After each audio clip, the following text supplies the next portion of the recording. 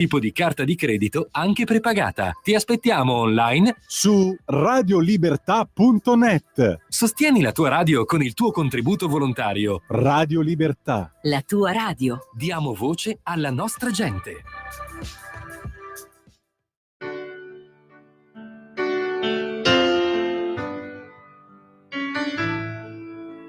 Va ora in onda Liberamente. Variazioni e scorribande con Giovanni Sallusti. Eccomi qua.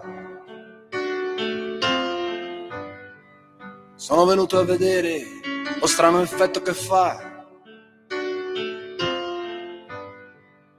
la mia faccia nei vostri occhi e quanta gente ci sta.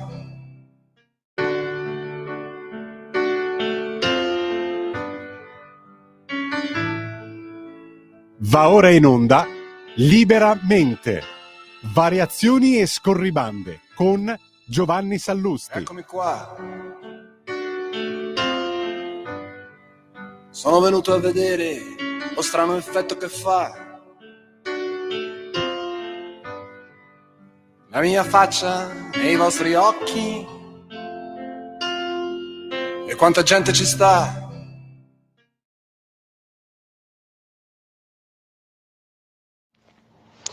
Buonasera a tutti e bentornati a Liberamente, variazioni e scorribande qui su Radio Libertà. Allora, chi vi parla è un modesto, spelacchiato liberale libertario che pensa che davvero il free speech sia un tema decisivo, che connota o meno le società libere e quindi è tendenzialmente sempre favorevole, anzi sempre favorevole alla manifestazione del pensiero.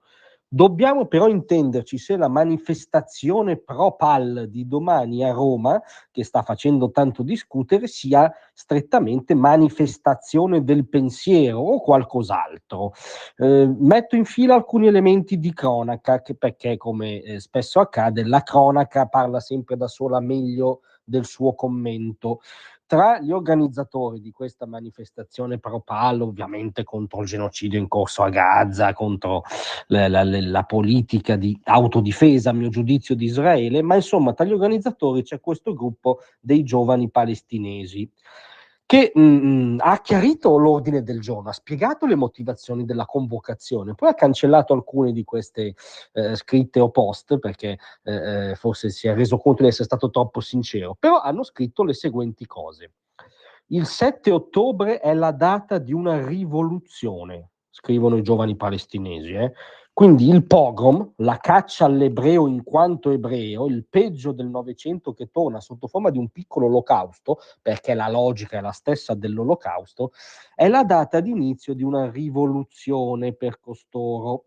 Non solo, poche ore fa sul loro profilo Instagram è apparso un appello per la ripresa delle mobilitazioni negli Atenei, no? Sapete la moda scimmiottata dai campus americani per cui si occupano le università sbraitando Palestina libera dal fiume al mare, quindi inneggiando la cancellazione di Israele, ma comunque in questo post Instagram si legge: ad un anno dall'eroico attacco della resistenza palestinese torna ufficialmente l'intifada studentesca.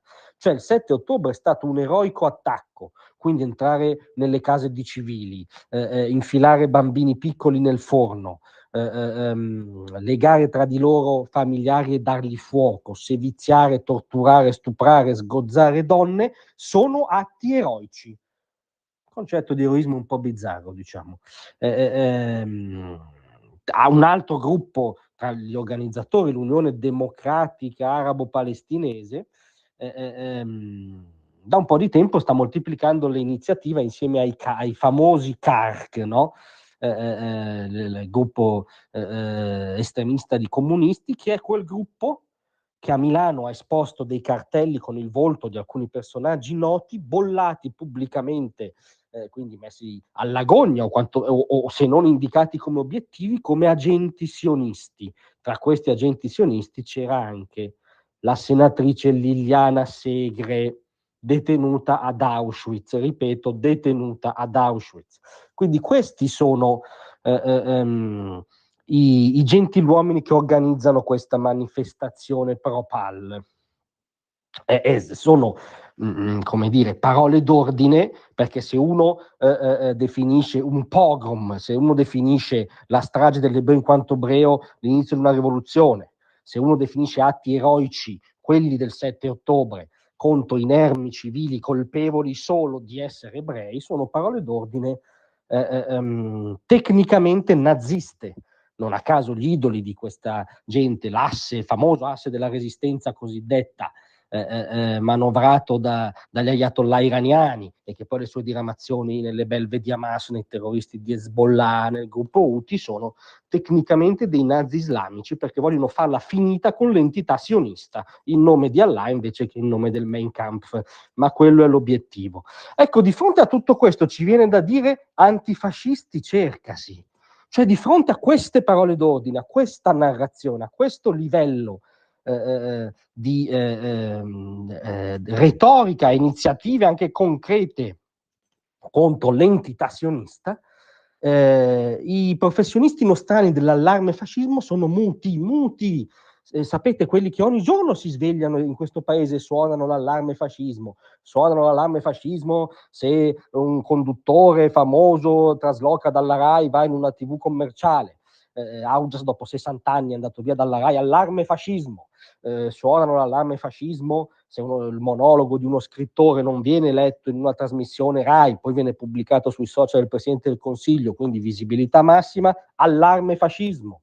Suonano l'allarme fascismo se il governo ha in agenda delle riforme, che peraltro aveva sottoposto agli elettori, su cui ha ottenuto il mandato dei medesimi, che mirano a ammodernare l'assetto istituzionale, il premierato, anzitutto premierato, allarme fascismo addirittura l'hanno suonato sull'autonomia, no? Che è il contrario, essendo la smentita del centralismo, è il contrario di qualunque fascismo, ma insomma suonano l'allarme fascismo per qualunque inezia, stupidaggine o cosa anche importante ma che non c'entra nulla, e sono muti adesso.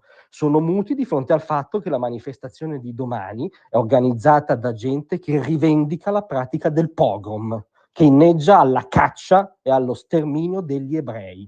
Svegliatevi, antifascisti, dove siete finiti? Cercasi, antifascisti. Grazie a tutti, a domattina. Tra un manifesto e lo specchio